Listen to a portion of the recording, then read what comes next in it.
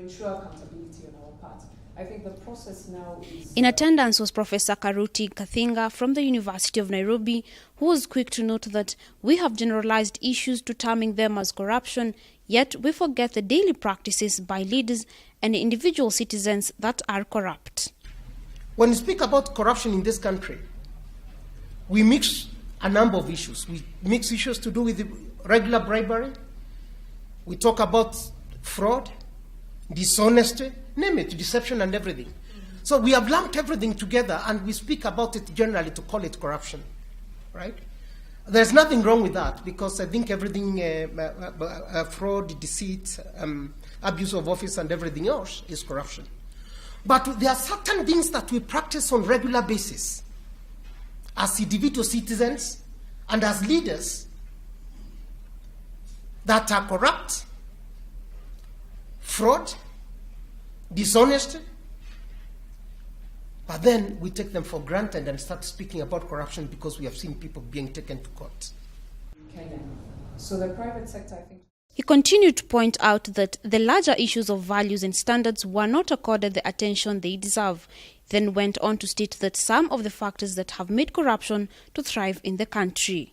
Lack of values, lack of integrity as the underlying foundation for what we call corruption today in this country. No matter what we do, even if we increase the number of arrests, the most common which we rarely pay attention to is inefficiency in supply of services and delivery of government services, public services. I mean, inefficiencies in supply, in delivery of services is something that we may want to start paying attention to because the poorer the service delivery, the more the room for corrupt actions to arise. Instances there.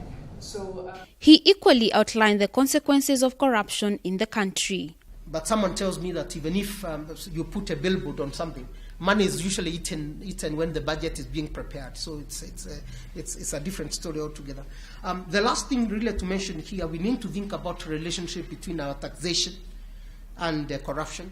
I think still that if we mobilize ordinary citizens to become taxpayers, but add taxpayers with a voice, it would make a lot of difference. If we told borders they are in charge now of adding the voice to how their money is being used in this country, it would make a lot of difference. Very different constituencies in the voice against corruption. I don't think the traditional constituencies in the fight against corruption will deliver it anymore.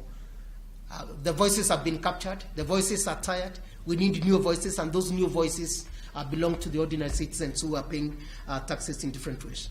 And the final remark to make is really, honestly, our education system and our curriculum are outdated in terms of the values they instill on anyone.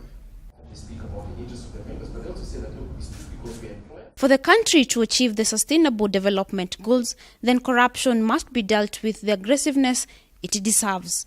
For Bram Plus TV Business News, I'm Daisy Wambua. Innovations towards clean energy.